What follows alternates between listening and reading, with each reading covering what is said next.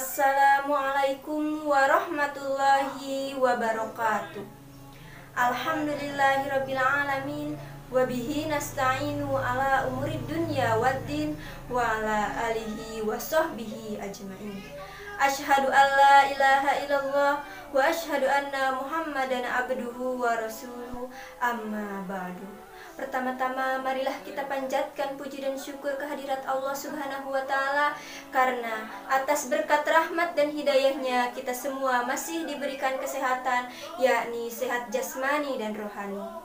Tidak lupa juga sholawat serta salam semoga tercurah limpahkan kepada junjungan kita, yakni Habibana wa Nabiyana Muhammad Sallallahu Alaihi Wasallam, kepada saudaranya, para sahabatnya, serta tabi'in dan tabiatnya, dan semoga sampai kepada kita selaku umatnya yang taat hingga akhir zaman.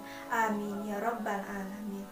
Teman-temanku sekalian yang dirahmati Allah, pada kesempatan kali ini saya akan menyampaikan sedikit mengenai kewajiban menutup aurat bagi wanita. Seperti yang kita ketahui sebagai muslimah, seluruh tubuh wanita itu adalah aurat bagi yang bukan muhrimnya, kecuali muka dan telapak tangan. Rasulullah Shallallahu Alaihi Wasallam memberitahu pakaian muslimah yang artinya, "Hai Asma, sesungguhnya apabila wanita sudah cukup umur, tidak boleh dilihat ini dan ini." Begitulah kata Rasulullah Shallallahu Alaihi Wasallam sambil menunjukkan muka dan telapak tangannya. Maka dari itu, tutuplah aurat kita dengan pakaian yang sesuai dengan ketentuan agama Islam, maka sebutlah itu jilbab. Dalam Kamus Arab Al-Munjib, jilbab berarti al-qamisu awis saubul ma'asi, yang artinya pakaian yang luas dan lebar, yang merupakan kebesaran dan keagungan wanita Islam yang takwa, wanita soleha, dan wanita muslimah. Adapun ayat yang menjelaskan untuk perintah memakai jilbab yaitu terdapat dalam Quran surat Al-Ahzab ayat 59 yang berbunyi, A'udzubillahi minasyaitonirrajim. Bismillahirrahmanirrahim. Ya ayyuhan nabiyyu qul li azwajika wa banatika wa nisa'il mu'minin yudnina min jalabihin dzalika adna ayyurafna fala yuzain wa kana Allahu ghafurur rahim, yang artinya, ya Rasulullah, katakanlah kepada istri-istrimu, anak-anak perempuanmu, serta istri-istri orang mukmin, hendaklah mereka mengulurkan jilbab mereka ke seluruh tubuh mereka, agar mereka mudah dikenal, karenanya mereka tidak diganggu. Allah Maha Pengampun lagi Maha Penyayang. Teman-temanku yang dicintai Allah, ayat ini turun karena suatu peristiwa istri Rasulullah atau Siti Saudah sedang keluar untuk suatu keperluan. Dia adalah seseorang yang bertubuh tinggi dan besar sehingga ia mudah dikenal. Pada waktu itu Umar melihatnya dan ia berkata, "Hai Saudah, demi Allah bagaimanapun kami akan tetap mengenalmu. Karenanya kenapa engkau keluar?" Dengan tergesa-gesa ia pulang. Dan pada saat itu Rasulullah Shallallahu Alaihi Wasallam sedang berada di rumah Aisyah yang sedang memegang tulang sewaktu ia makan. Ketika masuk ia berkata, "Ya Rasulullah, aku keluar untuk suatu keperluan, tapi Umar menegurku karena dia masih mengenalku." Kemudian bersabdalah Rasulullah, "Sesungguhnya Allah telah mengizinkan kau keluar untuk suatu keperluan."